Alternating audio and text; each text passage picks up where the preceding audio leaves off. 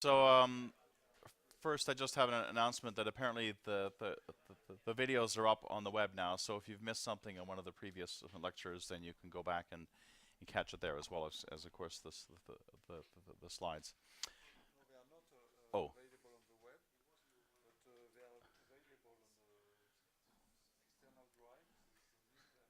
oh, I see. Okay, okay. Just talk to Freddie.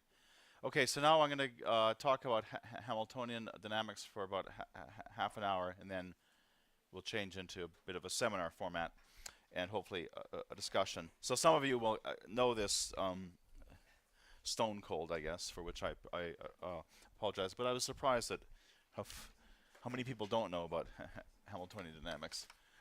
So if you take a course in classical mechanics, usually you start with Newton's laws, and then you can generalize it, and you write things in a Lagrangian framework, and then eventually you get to the Hamiltonian framework. But at least the way it's often presented is just like a curiosity that the Hamilton's equations, but it's really very important. So, but these are the what are called Hamilton's equations for a canonical system, and I'll make clear what I mean by that in a minute. So you have generalized coordinates, which are the q's, and you have coordinates, and you have generalized momenta. That's because you usually start with coordinates and momenta, but then you can of course transform variables. These are called q's, and these are called p's. And then you have I going from, say, 1 to n. So this is, in dynamical systems, you talk, the degree of freedom is the dimension of your phase space. In Hamiltonian systems, it's half the dimension of your phase space, because you say degree of freedom, you talk about the spatial coordinates. So that's just a, so this is an n degree of freedom system. And for example, and the equations then will be dq dt is partial dh dpi. And then dp dt is minus partial dh dqi. So those are the famous Hamilton's equations. And for example, usually start from a Newtonian system. So if you have a Newtonian potential system,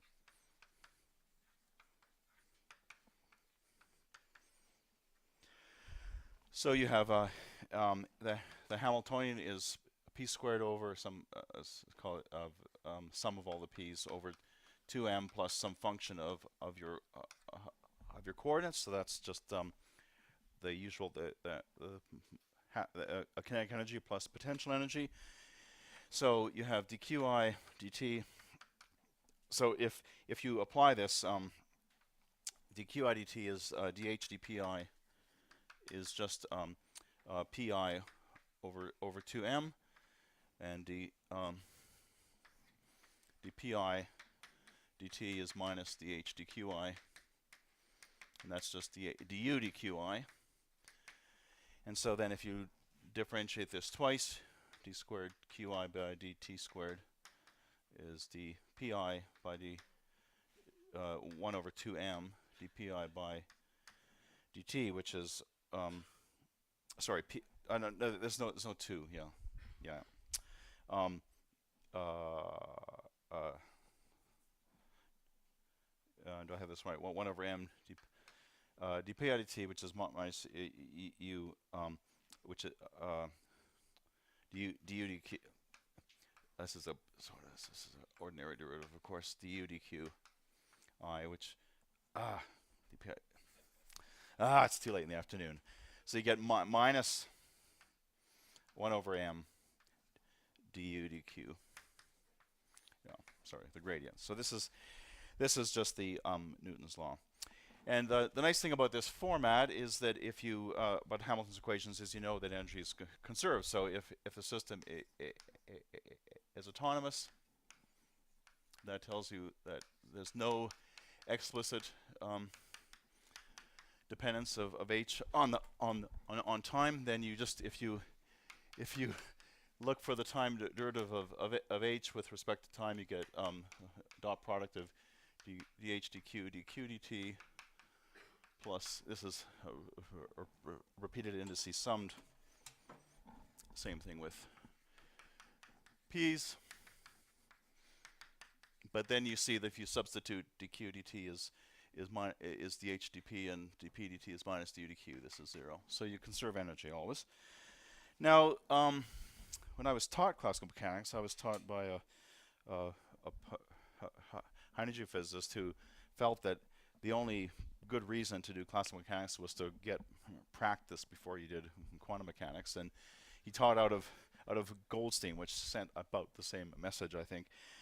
And Goldstein presents the symplectic formulation, but as far as I recall, it's just a curiosity. It's not really, he doesn't do anything with it. So a symplectic is just a Greek term meaning intertwined. So if you work with a system, we call them generalized coordinates and generalized momenta, but first thing you learn if you do classical mechanics is you can transform variables. You can do canonical transformations. So actually you can convert p's to q's and q's to p's. So there is no difference between q's and p's anyway. And you might as well talk about the whole thing in a consistent way. So this is called the symplectic formulation. And so you write it this way: du I by dt is j ij dh d du. And now you've got, but now we have combined the q's and p's, so this u would be something like q1 up to qn, p1 up to pn.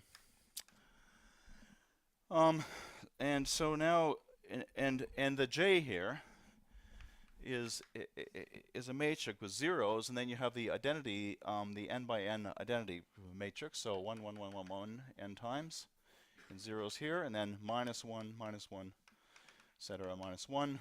So the identity matrix in the top right, n by n identity matrix in the top corner, minus n by n identity matrix in the bottom left corner, and zeros here. And then you can just see, if you look at this, that you take the first entry, you get d by dt of q, and you get dh dp with the same I. So dq1 by dt is dh dp1, dq2 is dh dp2, and then when you get for the d by dt's of the p's, then you pick up the minus sign from here. Okay, it's very cute. But actually, it's quite important, because it turns out that this is for canonical systems, but the key is that you can generalize to many other j's.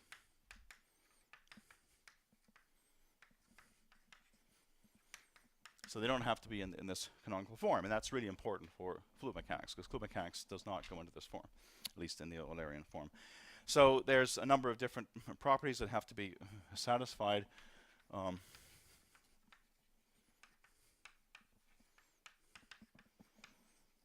One is the Jacobi identity, which I'm not going to talk about. That's actually the most important in some ways from a geometric point of view. But from our point of view, really the most important one is a skew symmetry.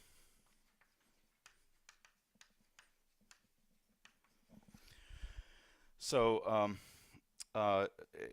so that guarantees energy conservation, because then dH dt is dH d ui du I dt, and that's then dH du jij du dH du j. And you see if this is a skew symmetric matrix, and we've got these two products, that'll be 0. So the skew symmetry is what builds in the energy conservation. The Jacobi identity has to do with area preservation of the area of preservation property, which is important. Okay. So now the canonical J is invertible, but you can have J's that are non-invertible with a determinant that's 0. In that case, there's something special that happens. So because then you have, if J is non-invertible, then you have then there are non-trivial solutions to this equation. This is what's called non-canonical.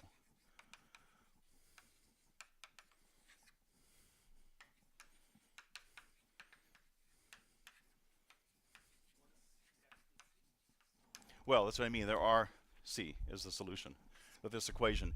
If you want to solve an equation like this, if J is invertible, you just invert this and you get dc du is 0. So then everything's you only get constants. There will be solutions that are non-zero, not non-constants, if this J is not non-invertible. So these are called Casimir invariants. Actually, a Dutchman, I think, worked for Philips, didn't he, or something? Casimir, I believe. I think Casimir was a Dutchman, as I believe. Sorry, just to pick up on Hank.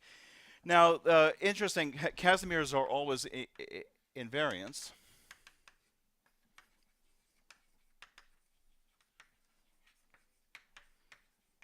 Since if you differentiate them in time, you get dc.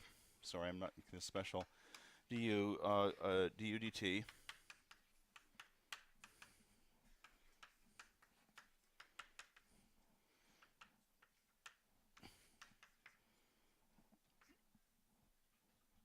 It's an I. And then by the skew symmetry, that gives us the minus the dh du jij dc du. But then this is 0. So that's just 0. So the Casimirs are always going to be conserved, no matter what, and if you have them in the system. Now, it's interesting because in Goldstein's book, so he talks about the symplectic formulation. He talks about everybody. He talks about the rigid body. How many know Euler's equations for the rigid body? Have seen them? A few people? Okay, a rigid body is just a body that can move in space. It can rotate. It can translate, but that's boring, so you just worry about the rotation. And there's this famous formula, the Euler equations, where you write the equations in terms of the angular momentum about principal coordinates, so which are 3. So you got 3 equations. So the first thing you should ask yourself, if this is a Hamiltonian system, how do I do that with 3 equations? Because Hamiltonian systems come in pairs, Q's and P's. So it turns out there's a Casimir. So you can, if it's an odd-dimensional system, there will be a Casimir. It won't be in this canonical form. So in the rigid body, of course, you can write it in canonical form with coordinates and momentum, but you can write it down to this, which I won't write down for you, but it's Euler's equations, which are just for the evolution of the angular momentum. So 3 equations for components of angular momentum about the principal axes of inertia.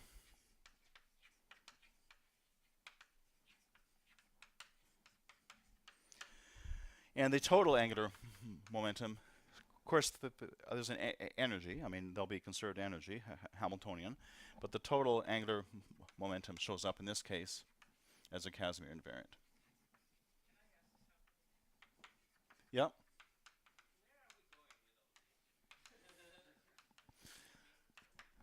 I'm going to show that the Euler equations can be written as a Hamiltonian system. So that's why. And actually, it's a good point to raise this because, so I mean, for some of you, this is absolutely known, but I know there are, people that haven't seen this. That's why. And it's a thought in the afternoon. I wouldn't hit you with anything too coordinate. So, but it's going to be that the fluid equations are actually Hamiltonian, but they're Hamiltonian in a non-canonical way, and they have a Casimir. And actually, V.I. Arnold has a paper on the analogy between the rigid body and 2D vorticity equation, because this angular momentum is a Casimir invariant. It's the sum.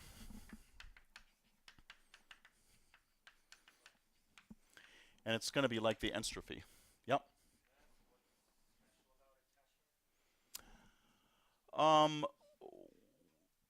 Well, it corresponds to a hidden symmetry. Maybe that's good enough for now. And it's potential vorticity. So that's why you should care. Yes. Well, it's conserved. Yeah, and so but so is Hamiltonian. But the thing is, every other conserved quantity will be linked to some kind of a symmetry. But the Casimir is not linked to at least not a visible symmetry. It's an invisible symmetry. So we'll get to know this theorem in a second, and we'll see that. Okay, so actually, there's this really nice analogy between the rigid body and two-dimensional flow, which Arnold exploited quite a lot. Okay, so one of the things about Hamiltonian systems, of course, there's a link between symmetries and conservation laws. Well, that's true for any system, really. It's a general principle. So, in particular, you may have all heard of cyclic coordinates. So this is a coordinate where there's a rotational symmetry. So, for example, rotational symmetry. So by cyclic coordinate, it's a coordinate that doesn't appear explicitly in the Hamiltonian. So, for example, rotational symmetry gives you conservation of angular momentum.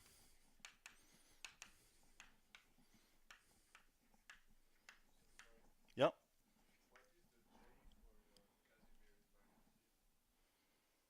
Oh, it looks something like I'll get this wrong. It's got zeros. Maybe someone can help me out. M, 2M3. It's a matrix with m's in it. It's a 3 by 3 matrix, and I've forgotten. No, it can be anything. So I've written notes on this and that stuff, but I won't try to do it out of memory because I'll get it wrong. But it's a 3 by 3 matrix because it's a three-dimensional system, and it's actually composed of components of m in the entries and zeros. Angular momentum. Yeah. So you got 3 components of angular momentum in this case. Yeah, but I'll show it to you for the. I mean, I really want to get to the 2D Euler flow, but I'm just stepping through the. Yeah. Yes. Yeah. So H involves the moments of inertia. So it's something like. People can help me out. So it's m1 squared over I1. So this is the moment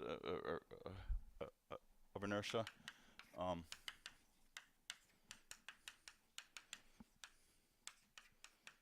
I think. Does that seem right?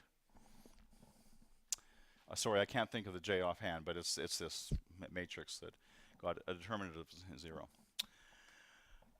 Okay. All right. Oh, no, you're not asking a question. You're just okay. Yeah. All right. So cyclic coordinate is a coordinate that doesn't appear explicitly in the Hamiltonian. So in particular, for example, if you have a qi for some I, so this is going to be for a particular I. So for example, if you have, a spherical pendulum, there won't be any the azimuthal angle won't appear in the Hamiltonian. So that's a symmetry really. If you have a translational symmetry. So it's called a cyclic coordinate. It just means it's a coordinate that doesn't appear explicitly. So for example, you have no explicit appearance of q sub I in the Hamiltonian for some I. Then of course, just from Hamilton's equations, it follows immediately that this is 0 for that I. So it's well known in the canonical case, of course, that if you have a cyclic coordinate, then the corresponding momentum is conserved. But there's a more general connection.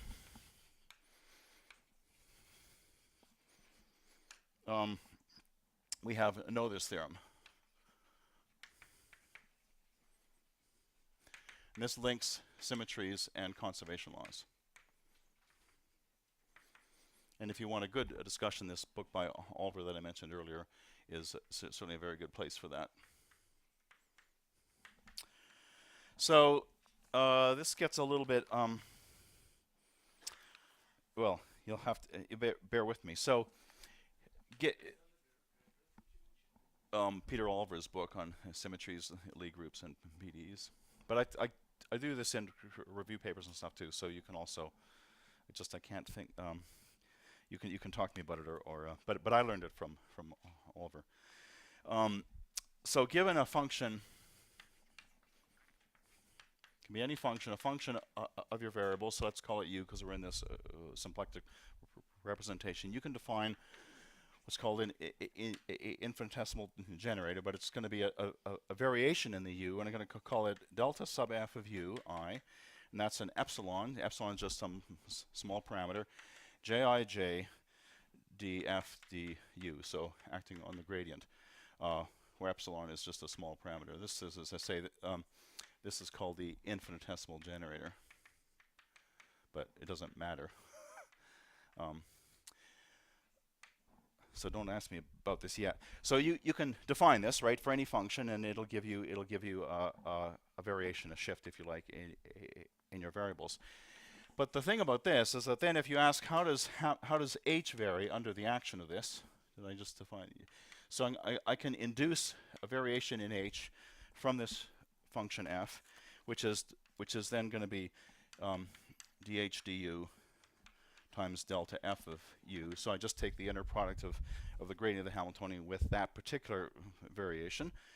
But then I use this equation here, and I get epsilon dh du I jij df du j.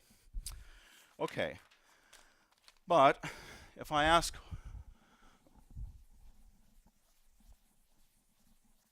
how f of this function f evolves in time,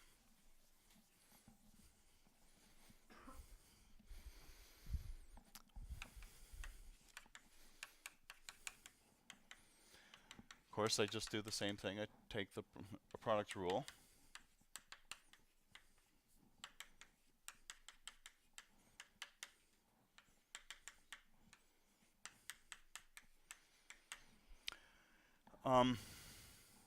And then by this skew symmetry of this, of course, this minus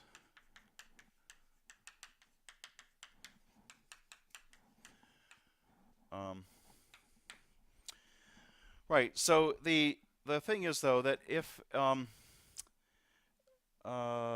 yeah, so the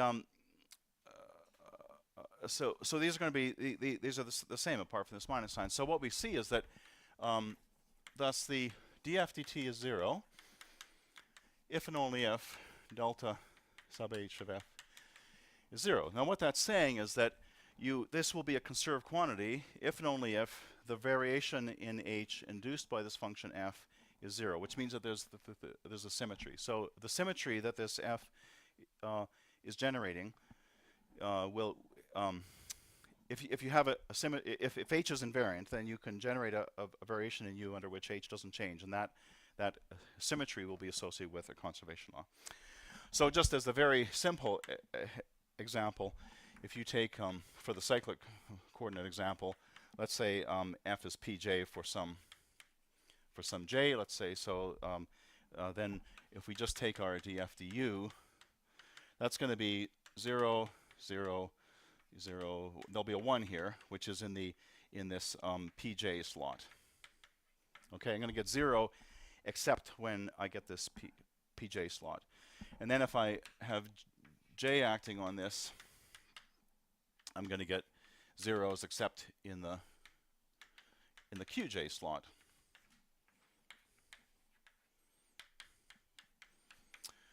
And so this is then so then epsilon j df du is just jij, because jij is just going to be a delta qj. So this is saying that the symmetry, the variation which gives us the symmetry is in qj, and that will give, or at least if there's a symmetry in qj, that will give us a conservation of pj, which is the cyclic coordinate case, right? So that's what we already knew. But the thing is that this, of course, you can do this in general. And just as an exercise, it's good to know this theorem to derive rotational symmetry, but working in Cartesian coordinates where you don't have a cyclic coordinate. But then it's going to be a rotation will generate variations in x and y with a certain structure, and you go through this and you'll find that you get angular momentum. Yep.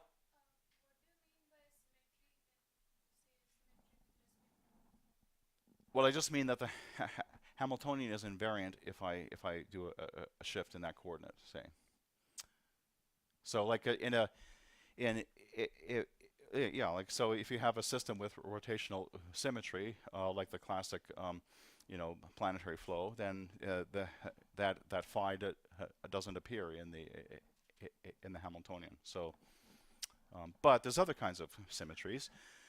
I mean, we talked about scaling symmetries and so on, but these are translational symmetries. But you can do the same thing for Doppler shifts and other things. So Oliver talks about all these things.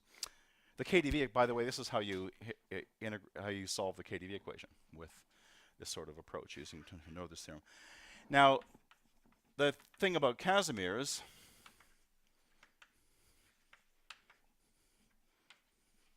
so every conserved quantity, yeah.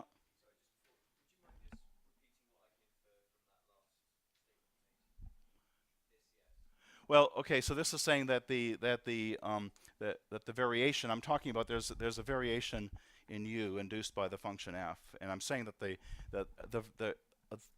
variation induced by momentum is a shift in the corresponding coordinate. Yeah.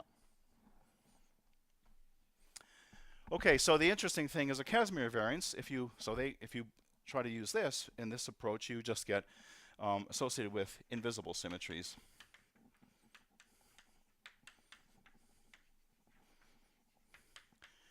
Since delta cu, if you work it out, if you because j acting on df dc du is 0, so the variations induced by the Casimirs are 0, which means that the symmetries are essentially invisible. So in the case of the rigid body, if you write the whole thing out in full-blown canonical form with all your coordinates, you can derive conservation of angular momentum from the rotational symmetry. Once you reduce to Euler's equations, which don't involve angles, they just involve angular momenta, the conservation law is still there, but of course you don't have angles in the system anymore. So the rotational symmetry has become invisible, and it still has to be there, and it shows up as a Casimir. So this is a good place to stop, and but the point is I'll continue this tomorrow. And the thing is that barotropic dynamics is a Hamiltonian system. That's quite important to understand hierarchies of conservation laws, and for the wave-mean flow interaction problem, I think it's an important thing. You can learn wave-mean flow interaction without Hamiltonian structure, but I think it's good to understand why the barotropic system looks like the baroclinic system and all these things. Of course, there's two issues with the vorticity equation. One is, of course, it's non-canonical. The other is it's a PDE. So we also have to go from ODEs to PDEs. But we'll do that tomorrow. So now, if we can pull down the projector, and I will. Yep.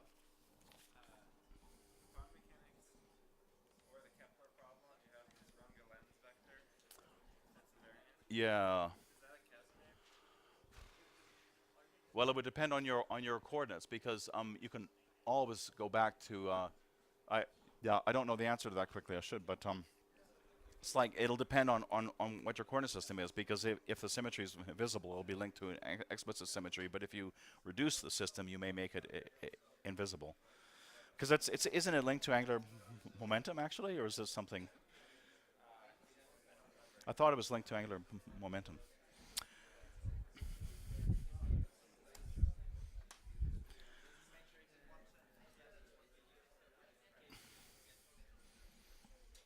Okay, so you've probably never been to a lecture that goes from Hamiltonian dynamics to psychology and climate change, and I'll say this has really, I can't think of any use of Hamiltonian dynamics for this problem. So this is more like a seminar. It's what I've been mainly thinking about while I've in the last few years.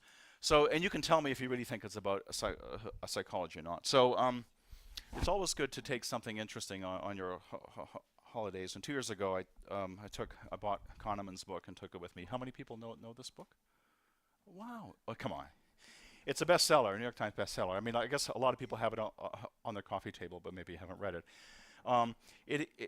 It's actually not that hard to read. I'm trying to work through Pearl's causality theory at the moment, and that definitely is a hard read. But it's a really interesting book.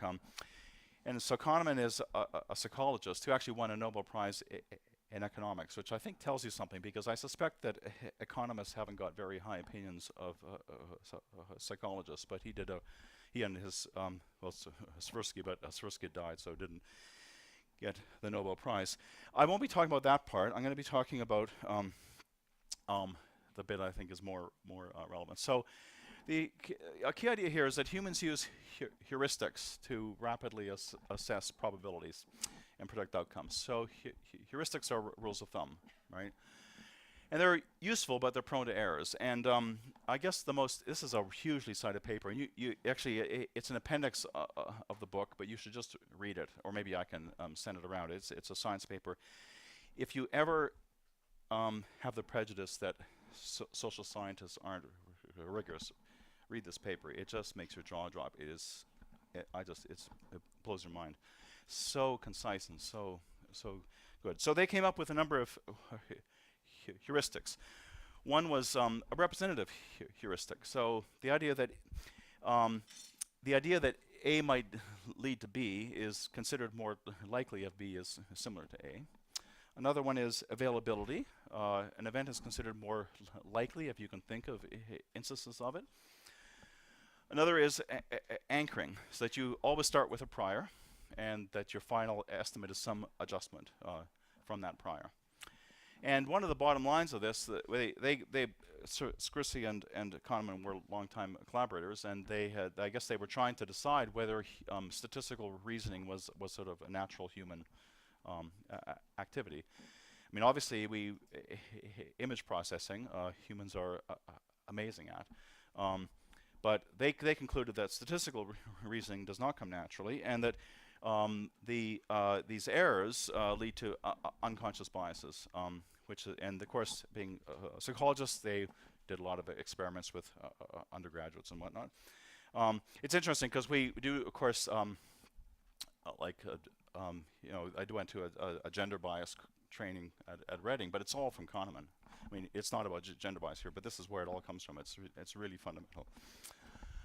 So here's an example, a famous one. Linda is 31 years old, single, outspoken, very bright. She majored in philosophy. She was deeply concerned with issues of discrimination and social justice, and participated in anti-nuclear demonstrations. Which alternative is more probable? Linda's a bank teller, or Linda's a bank teller and is active in the feminist movement? Now, I'm not going to ask you. We should have clickers. And I primed you, so of course you know what to look for. A bank teller. Oh, someone that works a clerk, maybe? Someone that works at the bank? Yeah. And of course, we all know, because we've thought about this, that it's much more probable that she's a bank teller than that she's a bank teller and active in the feminist movement, because the second is a subset of the first. But you can ask people this question. First of all, they buried it by asking at different points in the survey and had all sorts of other things. And they couldn't believe the result, that people consistently chose this. And they finally just did this. And they did it over, I mean, they do it with, say, business students that have just taken courses in stats and everything. So it's called the disjunctive fallacy. So of course the idea is all these other clues connect with this. And they seem opposite to a bank teller, so you're you're drawn to this, but of course it isn't logical. Okay, consider sequence of sick childbirths in a hospital. Are these equally likely? Of course, you all know they all are equally likely, but people will tend to assume that the third is much more likely than the first, and the first is very unlikely, right? So, well, yeah, but I've given you the order. So if you specify the order, then they're equally likely. But people will tend to assume that the first is much less common. I'm just giving a few examples. Okay, this is a real case. A study of the incidence of kidney cancer over the U.S. They have 3,000 counties. They found the counties in the incidence of kidney cancer was lowest were mostly rural, sparsely populated Republican states in Midwest, South, and West. So of course, if you got that information and you were trying to publish in science, you would come up with a hypothesis that the low incidence must be related to clean living in rural areas, no pollution, access to fresh food, etc. But you might be given the information that actually the counties in which the incidence is highest are mostly rural, sparsely populated, located in traditional Republican states. Both of these are true. If you found this first, you would, okay, well that must be because Their rural areas are poor. They don't have medical care. They eat too much fat. Well, the reason both of these, of course, it's not the same counties that are both, but it's because these rural, sparsely populated counties have small populations. So you have more noise, and so you're going to have more outliers on both sides. So that's another. Okay, the following experiment was performed. The students would sit in front of a wheel. A wheel of fortune is just these wheels with all these numbers around them, and you spin it. And they were asked to write down the number that it stopped, and then they were asked to answer these two questions. Is the percentage of African nations among UN members larger or smaller than the number that you just wrote down? And then secondly, what is your best guess of the percentage of African nations? But they rigged the wheel, so it stopped at either 10 or 65. Now, of course, you know that the wheel has nothing to do with the percentage of countries, but the average answer, if the wheel stopped at 10, was 25%. The average answer when the wheel stopped at 65 was 45%. So people, you can get your prior from anywhere. It doesn't have to be, rational. Real estate agents were asked to assess the value of a house that was on the market. They were given a comprehensive booklet, including the asking price. But they of course tricked half the agents saw an asking price that was much higher than the actual price, the other half that was much lower. And when asked the factors influencing their assessment, none mentioned the asking price, and of course they prided themselves, they're professionals. They're not going to look at the asking price. But the bogus, when they were given a bogus asking price, they were systematically given much higher. So it was a prior, even though they didn't think it was. A study was made of the rate at which Israeli judges granted parole to applicants. These guys worked in Israel originally for the first part of their career. The average success rate for parole was, everyone knows what a parole is, it's getting out of jail. So you're in jail and you want to be released early for good behavior usually. So the average success rate was 30%. It was found that the success rate was much higher when the judges saw the application early in the day or right after lunch, but went down towards zero the longer the session went on. The interpretation being that 30% is less than 50%. So your prior is that you won't give them a parole. And so as you get tired, you go back to your prior. And to move away from your prior takes energy, and then you only have that energy early in the morning. So in many different fields, it's been absolutely very, very clear that the pundits are self-declared experts, do worse than no skill estimates. It's been actually very, very consistently shown. Now, this is, so England's doing better at, sorry?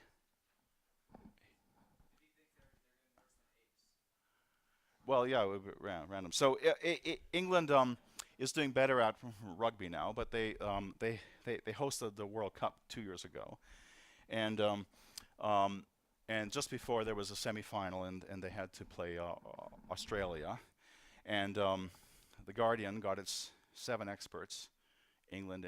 So guess who won? Australia. I know this is just an example, maybe not as amusing to you. Okay, so together these biases lead to a tendency to substitute simple questions rather than complex ones. You're given a complex ones, but you replace it by a simple question over simple. Of course, it's fine to put we always put in simple questions in physics, but the key is can't be oversimplified. There's a tendency to pay more attention to the content of a conclusion than its reliability. In other words, jumping to conclusions. A tendency to fit stories to chance. Our minds are biased towards causal explanations, even though sometimes there just are no causes. So I'm giving this, yeah. So this then primes subsequent information, which you interpret subjectively to form a consistent picture, and leads to overconfidence in predictions, because the evidence that might make you less confident, actually you interpret it in a biased way. So Kahneman, there's a famous quote: "The idea of the future is unpredictable is undermined every day by the ease with which the past is explained." So it's not difficult to see how this affects our life in science, because we review papers, we review grant proposals, we interview for positions. There's no doubt that all these biases are massive in these processes. But the deeper question is, could it influence our science? And I think most climate scientists would say, no way. We're not. These are psychologists. We're all. But some people are questioning. Chris Rapley is a climate scientist in Britain at University College London, and it's a pretty provocative report a few years back. So I'm going to argue that, in fact, they do influence our science. So now, I don't. This is not. This is where we start from. So, Michael, if someone, maybe it was Michael, mentioned the Charney report. So actually, if you want to learn about climate change, this is the best thing to read. It's just amazing. It was done in. I think they went to Woods Hole for 2 weeks, so pretty nice spot. And this committee of 8 or 10 people, the eminent scientists, worked on a report, which is I think about 20 pages long, and it's easy to read. You can download it from the web easily. And just to give an example, so they talk about lots of things. In terms of, talked about understanding climate change. So the warming will be accompanied by shifts in the regional distribution of various climatic elements such as temperature, rainfall, evaporation, soil moisture. The evidence is that the variations with latitude along the season will be at least as great as the global average changes, and it would be misleading to predict regional climate changes on the basis of global or zonal averages alone. Unfortunately, only gross globally and zonally average features of the past can now be reasonably well simulated. We can't simulate accurately the details of regional climate and cannot predict the outcomes and intensity of regional climate changes with confidence. This situation may be expected to improve gradually as greater scientific understanding acquired, faster computers are built. This was in 1979, and I think people may not agree with me, but the truth is, when it comes to regional aspects of climate change, we really haven't made a whole lot of progress. In the Charney report, if you go to the global bits, it's got everything there. It's just absolutely prescient.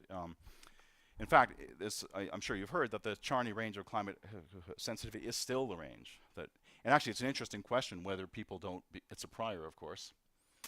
I mean, I mentioned to Isaac Held at one point because he works in at GFDL and they do climate modeling. And is it possible that because when people run their model and they get a climate sensitivity out of the Charney range, they just figure there must be something wrong and they go back and because if you plot a distribution of the climate sensitivity, it's not a Gaussian. It's like that. And this is the 1.5 and this is the 4.5. So it's like throwing a dart, and if it lands in the middle, then you, because it's very hard to tune models, and you don't want to, if it's okay, you don't try again. He said, well, that's probably not a bad hypothesis. So it's amazing that Charney, but the Charney range has, so it's really a great thing to read. Now, well, he said that's not implausible. Now, so we have the IPCC, and they produce the working group. So a working group is a physical climate science basis. And actually, so we've had the first report, second report, third report, fourth report, fifth report, and now there's going to be a sixth report. And Jonathan Gregory did this fit and came up with a prediction.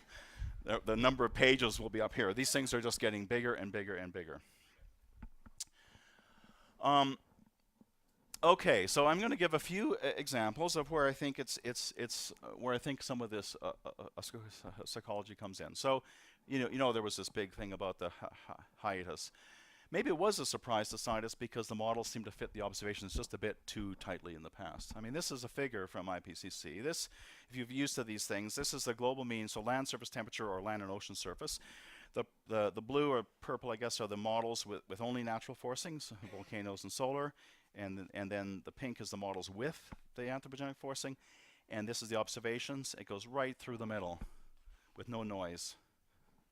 Does that feel right? I don't think so. I mean, and of course, it's hard to reconcile with the large uncertainty in climate sensitivity. How can these models have such a huge range of climate sensitivity, but having this? So there's something. I think, I don't know. It just doesn't seem quite right. So I think there was. People, they only can tune so much, but there's a sense that the modelers, of course, they're trying to fit this record. And modelers will say that they don't tune, but somehow it's a prior. It's got to be a prior. And there's a very interesting paper by a psychologist, Stephen Lewandowski is a psychologist at Bristol, but it's published in BAMS, Bulletin of the American Meteorological Society. What they did, this is the kind of thing a psychologist do, they took the global temperature time series, and they relabeled it World Agricultural Output. And then they got a bunch of, so I think they did just undergraduates, and then they did MBA students, that should know stats and everything. And they asked them, first of all, to say, how will the curve continue? And everybody said it would keep doing that. Nobody said it was flat. And then they took quotes from contrarians. You know, there has been no increase in the last 15 years. All these quotes that people said against climate change, and then they asked people, how do you feel about that as a characterization of this data set? Is the person stupid, fraudulent, whatever? Nobody supports those statements if you detach it from climate change. If you just call it something else. I think that was a brilliant experiment, because actually you can argue till the cows come home about statistical significance, because how do you characterize the noise? What's the memory? You can argue forever, but the eye and the brain does very good signal processing. So now you're doing stats of how people interpret figures, which is very simple stats, right? How do people respond? So you're letting the human do all the complex stuff, and you're doing pretty simple statistics.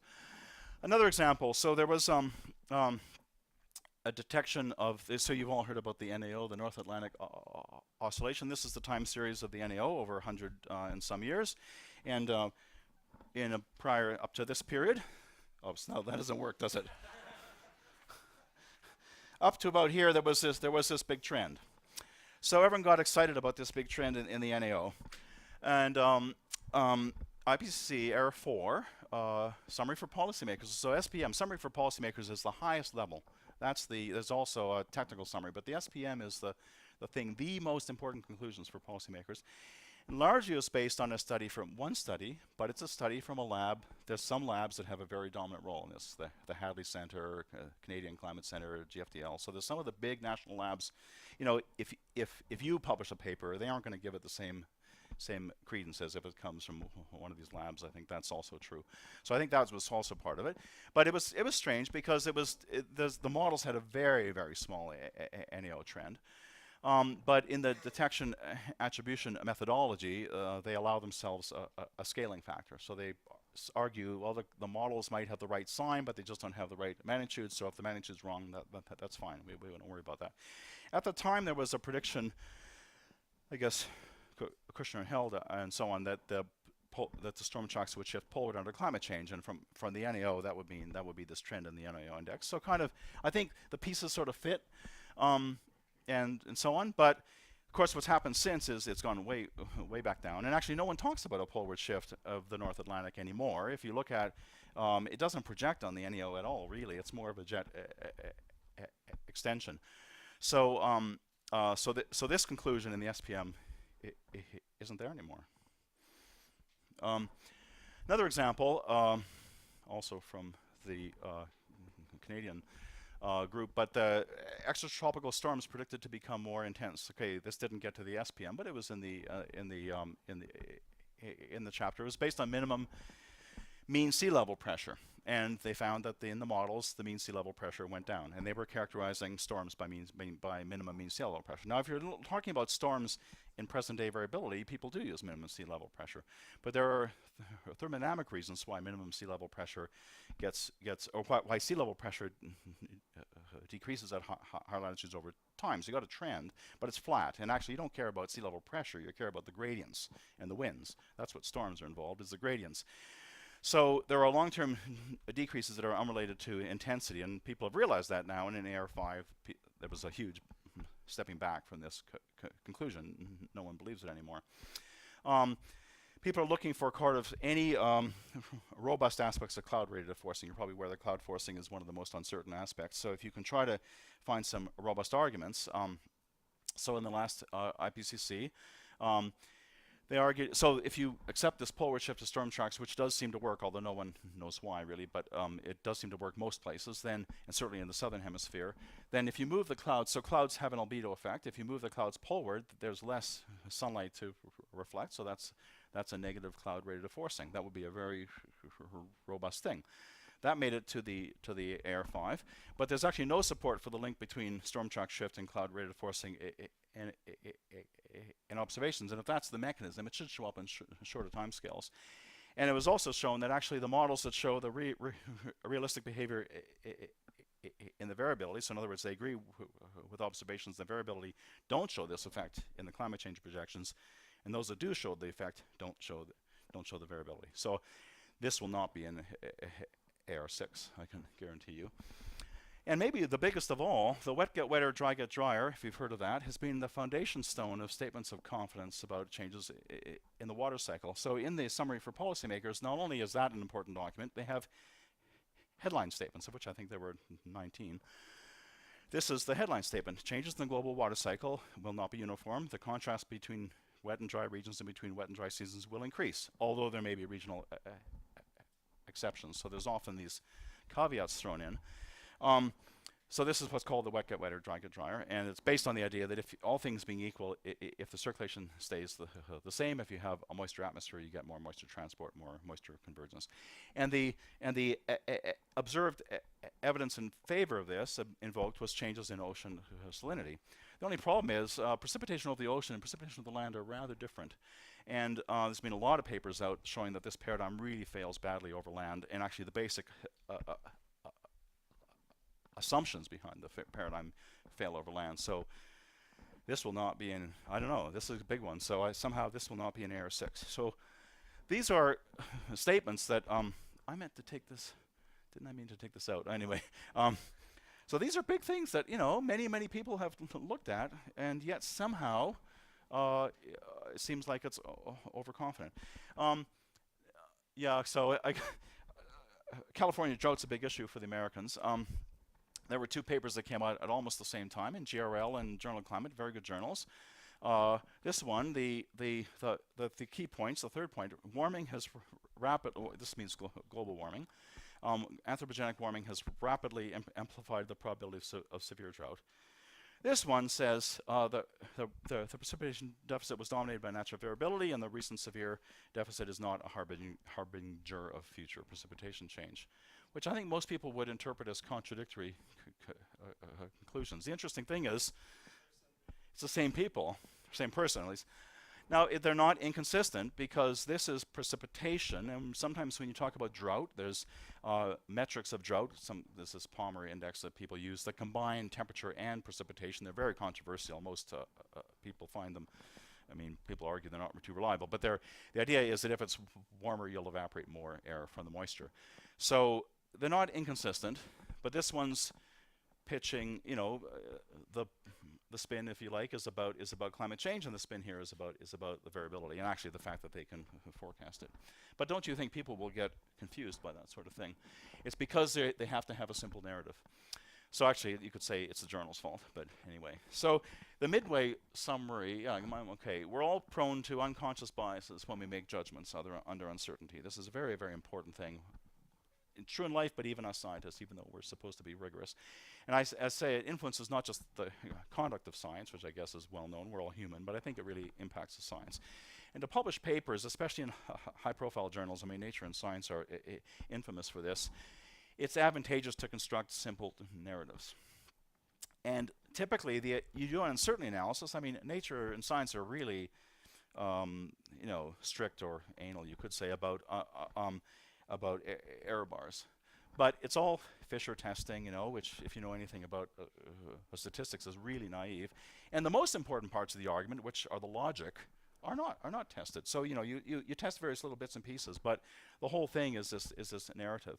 And then, so that's sort of the journal world. And then the IPCC, and I'm not blaming any of the authors, because you have a consensus system. It's got to go through a government peer review, and the government peer review is a very strong filter, because if you put anything in there that's at all controversial, someone's going to speak up, and you're going to spend all your time defending it, and you have to get this thing through in a week, and so everybody has to have basically bulletproof statements. So it encourages, I think, a focus on simple narratives plus caveats. That's the way that you say, oh, okay, well, it may not always be true. And I think the desire for multiple lines of evidence, I mean, it makes sense, the idea that you want multiple lines of evidence, but I think it can lead to jumping to conclusions, and I've given a few examples of that. Mm-hmm. Oh, this is this p-values. Actually, I'll kind of come to that. So the desire for causal explanations, I think, leads to overconfident predictions, and certainly peer review is not sufficient protection against this, either in journals or the IPCC. Okay, and I'm going to change tack a little bit. That's my sort of that's the first overconfidence thing. Um, but then there's the question of how you deal with uncertainty, which is the thing I'm really interested in. I mean, I'm not really. I mean, I'm going to try to write this up at some point. I'm sure I'm going to create some trouble, but um, so I'm worrying about uncertainty, and the traditional approach to representing uncertainty in climate, IPCC does this classically, is to consider ensembles of simulations. You basically what's called one model, one vote. You know, the fact that a group might have managed to do 50 simulations is not fair, so we're just going to pick one from these guys, and so every model gets one simulation, and these things are average. And you get these kind of things. This is there was an atlas at the end of the Working Group 1 report where this is a precipitation change North Europe, October, March. They would go to different regions, different seasons. This is what's been happening historically, and here's what the models doing under these different scenarios with the means and whatever. So that's the classic. But first of all, there's no obvious way of validating the reliability of these things. When you make a weather forecast, right, if you say it's a 30% chance of rain, you can validate the reliability, because if you look at all the forecasts where it says it should be 30% chance of rain, or within a bin, it should be 30%. So you can calibrate, you can evaluate reliability, and you can calibrate. Of course, we can't do that in climate because we're making a prediction about the future. And there's no reason to regard this ensemble as a probability distribution. So Reto Knuti at ETH has done a lot of this, where he constructs what he calls family trees, because people share codes, different models come from different labs and things.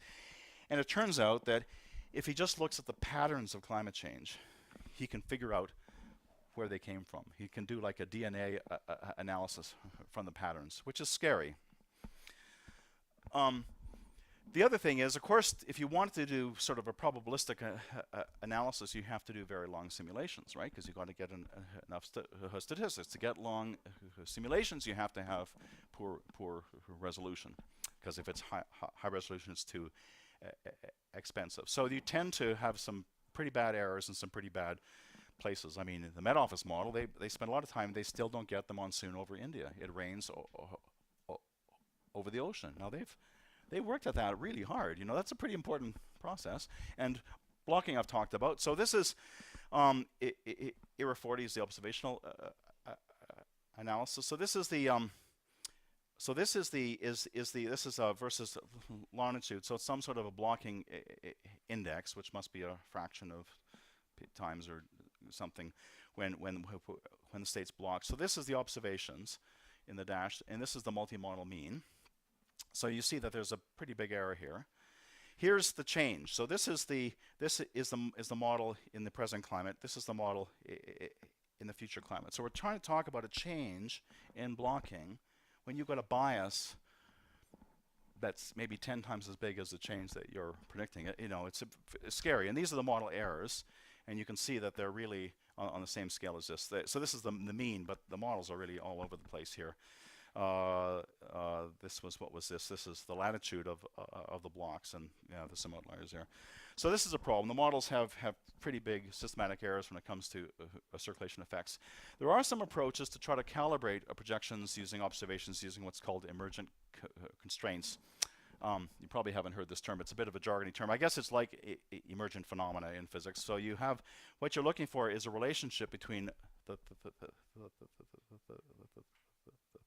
predictions and something which you can observe and therefore calibrate.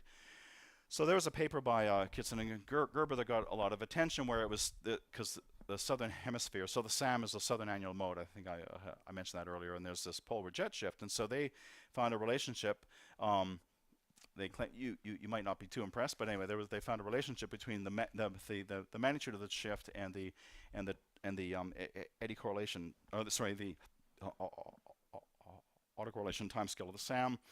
They had an argument about eddy feedbacks and whatnot. So this is the kind of thing you have predictions of the models, which of course we don't know what the answer is, but then we have this correlation timescale of the variability, which we can measure. So the idea is, if the observation was, let's say, here, you would say, well, we just cut through this line, and our prediction should be here. So in this way of thinking, the bad models are actually good because they help define a dynamic range for your relationship.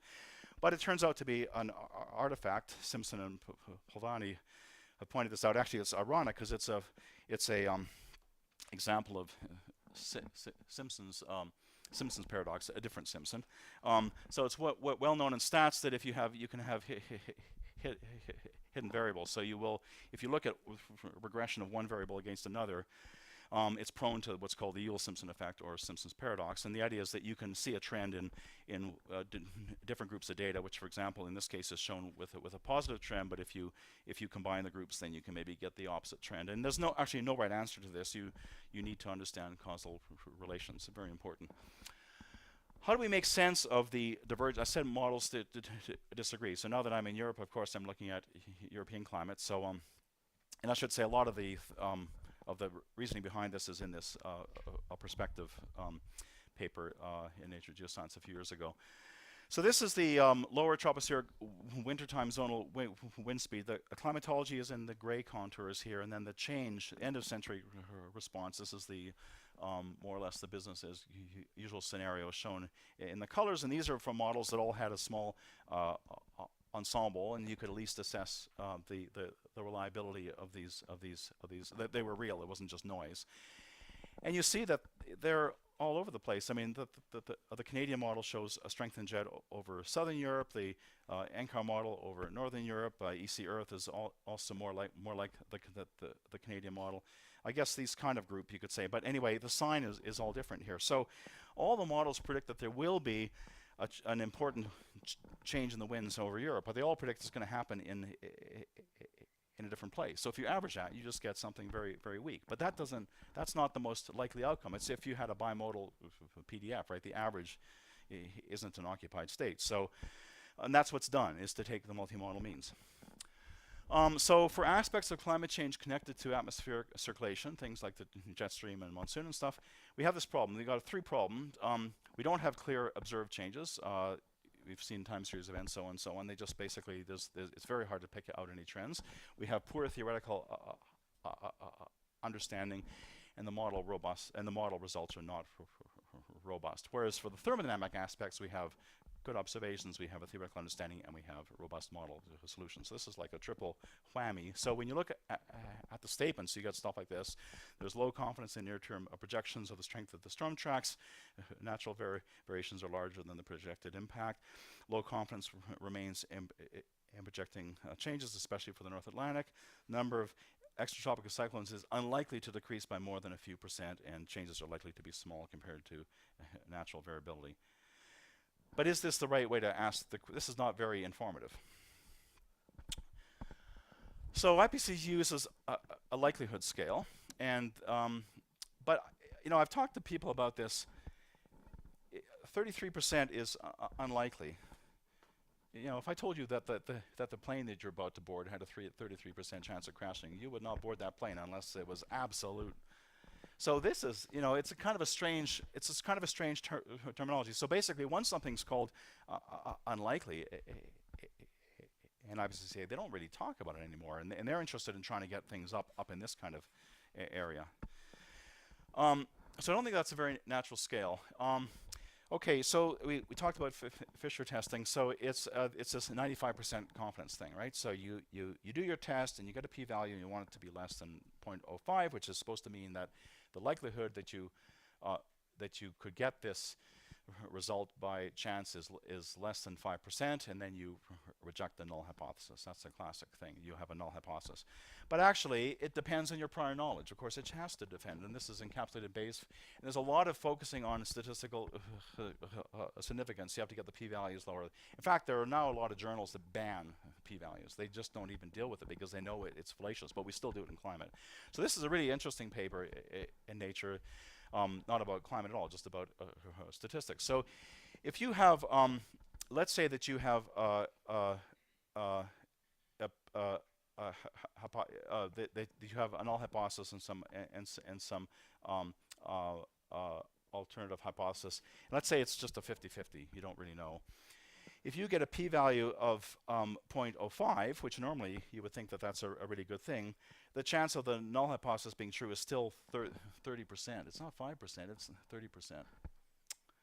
And even if you have a p-value of 0.01, should be 1%, it's 11%.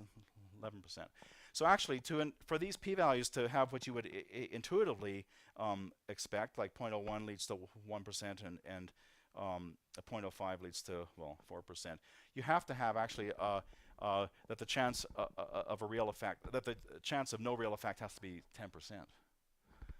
And if you have 95% chance, if you're quite sure about something, actually, a p-value of 0.01, you still have a 70% chance of no real effect. So this is used in particle physics to know all this stuff. I mean, just to give an example, if you walk into a bar and a drunk tells you they can tell the outcome of a coin toss and they get it right 5 times in a row, you probably think that they're lucky, right?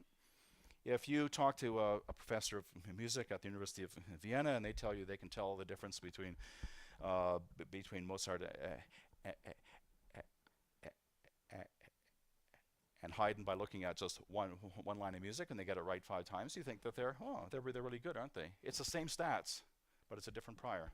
So this is, I think, really profound. But no one does this in climate, really, as far as I know. Actually, we use Bayesian stuff in priors in data simulation all the time. It's used in inverse calculations of carbon sources. It's used in certain subfields, but in terms of overall, not used. Now, how many people have seen this film? It's an old film.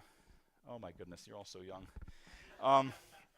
And the French make correct me, but apparently de Gaulle got the French out of Algeria in the 60s, and the right wing was very upset, and supposedly there was an assassination attempt on de Gaulle, which didn't work. I think that's considered to be true. So there was a book on it, and then a movie. It's a very good movie. And just what strikes me about the movie is, and that may not all be true, it partly could be fictionalized, all the French police know, they get a tip that somewhere out there there's an assassin. That's all they know. And all of a sudden, every piece of information that they look at is in a different light. So you look at evidence differently if something's changing. So when people say, oh, like there's a controversy between is Arctic warming and melting of sea ice, leading to more extreme weather at mid latitudes, big topic. One of the arguments that people say, oh well, it's not statistically significant and all this kind of stuff, but we know there's climate change. We know there's Arctic amplification. Why should the rules be the same? Why shouldn't things be changing? So somehow it seems like you have to look at evidence in a very different way if you know things are actually changing. So I'm funded through a chair called the Grantham Chair at Reading, and Jeremy Grantham is an investor. He made a lot of money, and he decided to invest some of it in research centers and so on. And he wrote this piece, which a few years ago, and I must say I met him and he didn't bring this up, and I was uncomfortable. Not most of us are not too comfortable. But he says overstatement may be dangerous in science, and it certainly is dangerous for careers, but for climate change uniquely, understatement is even riskier and maybe even unethical. So how do you deal with the precautionary principle without exaggerating and sounding like you're an alarmist? So I've been struggling to deal with these risks, which are uncertain, without sounding like an alarmist, but representing what the uncertainty is. This piece was kind of interesting. This was a few years back. This was by social scientists, and the emphasis in the working report is on what we know. So the statements tend to be crafted to create high confidence. They tend to be tailored to global scale quantities. For example, they'll talk about the energetic constraint on the circulation rather on the Walker circulation, even though the Walker circulation is very important for climate, but it's not. It's only a sub-piece. Or time averages, which may not have much relevance. So they basically argue that the information isn't useful.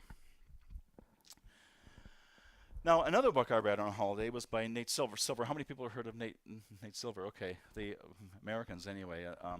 Nate Silver's it's an easier read than Kahneman. It's a penguin. It's actually really nice book. So he talks about prediction. Now, Nate Silver made a lot of money in online poker, in predicting the outcome of baseball players, because teams have to trade players and stuff. And then he got this blog on the New York Times originally called 538, because there's 538 electoral college districts in the U.S., and did very well at predicting the outcome of all these electoral college districts in the elections in a few presidential elections. He's got a blog. If you just look 538.org, you'll find it. It's really nice because he explains things so well too. It's just he explains all the information. He talks about everything. He talks about weather prediction. Very nice treatment of weather prediction. In the middle of the book, he talks about Bayes' theorem, and he has a Bayesian analysis of a poker game, and every statement made by every player changes his odds. It's really cool. Now Nate Silver, interestingly, so he of course he was predicting the outcome of the last election. So see the everyone said he was wrong. So New York Times put Clinton's chances at 84%. Princeton was this is neuroscientist with physics background. So who's smarter than a physicist, right? He came up with a 99% chance of Clinton winning. I mean, how could you say that? 99%. This Huffington Post at 98%. Betting markets were a little, but actually Silver had only 65%. So why was Silver's forecast uncertainty so high? So this was from his blog. So first of all, he said Clinton's lead over Trump is still within the range where fairly ordinary polling error could eliminate it. And actually 3 of the 5 presidential elections had polling errors of at least 3%. So this was not a small possibility. Second, the number of undecided and third-party voters was much higher. And finally, her coalition was inefficiently configured for the Electoral College, which turned out to be true. And what I found really interesting, of course, Silver's really big on stats, right? And actually, he does all this Bayesian stuff. It's wonderful. But he layered his prediction with storylines. So this was the night before the election, I think. What would keep me up late at night if I were Clinton? So there's of course, you can water under the bridge, but a few ways I might lose. If African Americans don't turn out in large numbers, if there's a large turnout for Trump among white non-college voters, or if some whites with college degrees come home to Trump, if one of these things happens, I should be fine. If all 3 of them do, I'm toast. If 2 out of 3 happen, then we'll probably have a split. Now, I don't know what the actual outcome was, but I guess it was the third of those. So that was interesting. And so this is the final thing I'm just going to talk about, is this idea of storylines or narratives, or you could call them tales, or you could call them scenarios. And this is something I'm definitely working on at the moment. And with Freddie too, perhaps, we're hoping.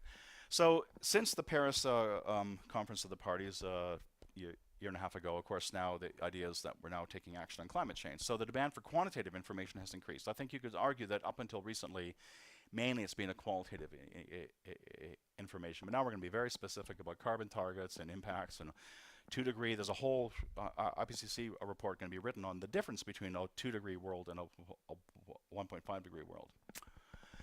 But I think we have to accept, so we have to be quantitative, but probabilistic information is ill-founded. And I mean, of course, we don't know how much we're going to emit, but even with the known rate of forcings, given all these uncertainties in climate sensitivity, but also in circulation, and we don't know how to treat them probabilistically, there's no basis for that.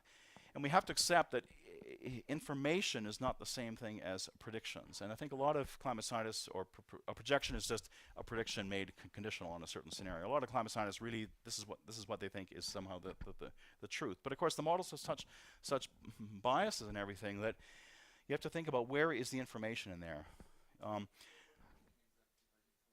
Something that would change your prior would be I guess a Bayesian thing. So you have a prior of what's going to happen, and then you say, which might be nothing, but something that would change your prior. I mean, that would be the Bayesian definition, I think.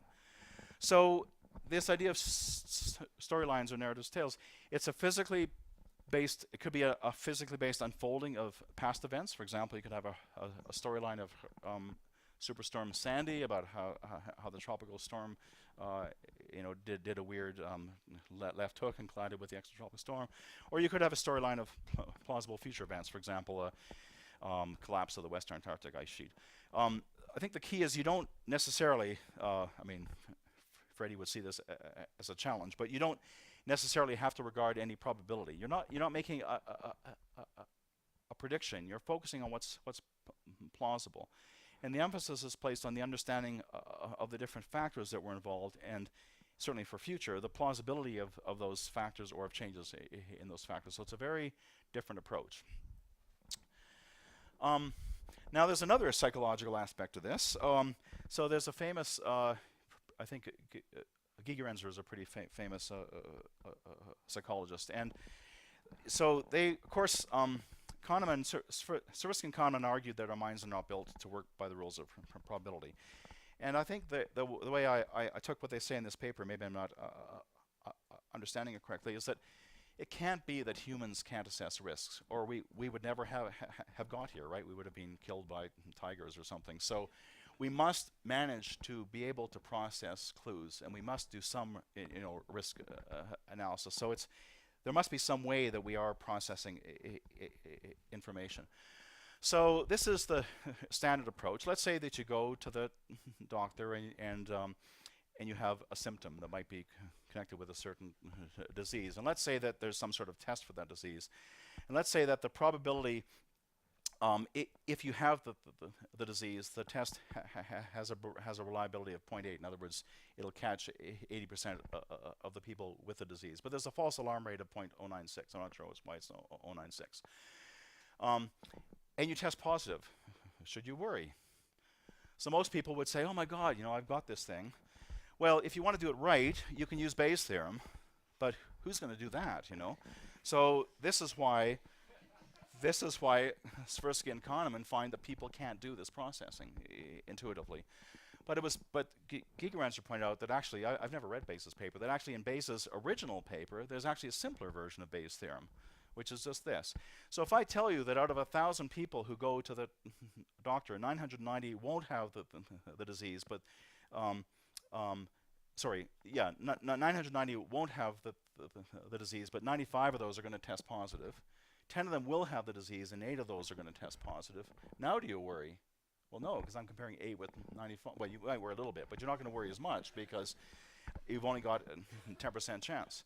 So this is what they call natural sampling. You look at, so it's what Kahneman and Tversky talk about is what they call the base rate fallacy. So you have to take into account the prior likelihood of having the thing, and that's what leads to this. This 0.01 leads to this big split here between this, and so of course the base rate's built into here, but it's built in a very confusing way. So actually there are, if you do a kind of a natural sampling and you put things in realizations, then you can. So I don't know if this is quite a fair comparison, but I think this is. I see this as kind of talking about storylines in a way, and there's a very interesting paper a couple years ago by some names that maybe have already been mentioned.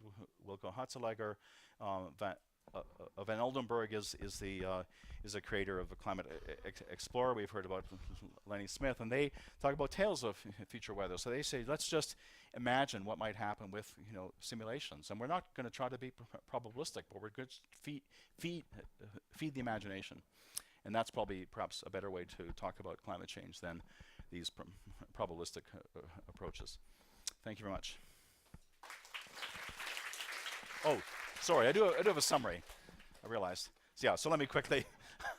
So I think the language developed for communicating the thermodynamic aspects, or the purely thermodynamic aspects of climate change, which of course was what people were saying, is it real? It works fine for the thermodynamic aspects. It doesn't work. It's not well suited anyway to dealing with the deep uncertainty associated with the circulation aspects of climate change. And I think this consensus-based approach, paradoxically, but I think correctly, seems at the same time both overly conservative and overly confident. So I think we need to develop a language, something like a risk language, for expressing uncertainties without losing sight of the robust aspects. And I see storylines as a way of doing that also appeals to the way that the brain works and people think about things. But of course, scientifically, if you want to publish things and so on, and we do have this kind of fundamental challenge of climate science, we need to obtain useful information from model projections of the future. But the comparisons we have are with data which are based in the past. So we have to use the comparison with the past to talk about the future. That's not the classic scientific paradigm where you have a hypothesis and you test it, you develop a new hypothesis, you then test that hypothesis. We can't do that. So we're stuck with this is what we can do, and how do you handle that? So I think it is that we have to find, and I think maybe one of the issues with difficulties in communicating climate change is that the public seems to expect us to adhere to a standard of classic science, and we can't. We just can't. And but it would, if you're dealing with a public health outbreak, there's lots of other crises. I mean, I keep checking the Guardian to see if Trump has launched an ICBM, but there are lots of things that we worry about. Climate change isn't the only existential threat. So these kind of issues obviously arise in other areas as well. So okay, now I really have finished. Sorry.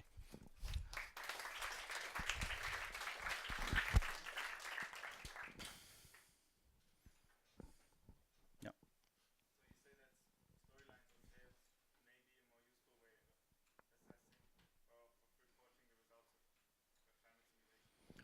Yeah, I mean, they're very. So I held a workshop on storylines with 20 people. So Britain doesn't have the Alps, but what they have are country houses, stately houses, and the Royal Society has this place in the country, and you can go with a small group, and you have the wine and cheese at dinner and stuff like that. It's not quite like the Alps, but it's nice. So it had a meeting on storylines with economists and different people, and quite a broad group, and we're trying to write a paper on that, although with 20 authors, it's a challenge. But there are many different uses of storylines. So one is risk awareness. You just want to get people aware that there is a risk. And it's interesting that Bloomberg, I guess, mayor of New York, hadn't been concerned about climate change. Apparently, after Sandy went through, all of a sudden he's really worried about climate change. Now, you can't really link Sandy to climate change, but you can talk about a storyline of Sandy and how it might be worse in the future with higher sea levels. And so if I'm wrong, maybe someone can correct me, but that's my understanding. So it's a way of raising risk awareness because it relates to an experience that people can imagine. So that relates back to the Kahneman stuff. It can be a way to make sense of model simulations, sort of a way to parse the different data sets. So there's various kind of applications. Yeah.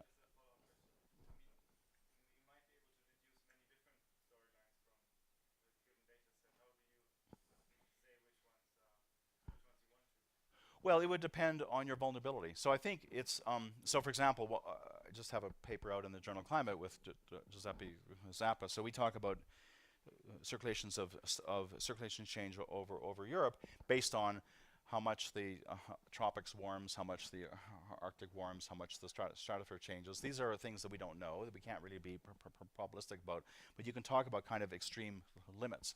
So if you're going to talk to, it would depend on who you're talking to, what they're worried about. But most people are not worried about the mean anyway. They're worried about limits, right? There's kind of a resilience range that people can handle, and they want to know the worst case, the plausible worst case. So I would use, so definitely one use of storylines is to kind of explore plausible worst cases. And then you ask yourself, this is what it would take to give us this, catastrophic drought. Is it believable? Do I think that the things or the AMOC shutdown, certain things have to happen to make that occur? Do I believe it's really possible? But you can look at it from a physical point of view. I've forgotten who had the next hand, but.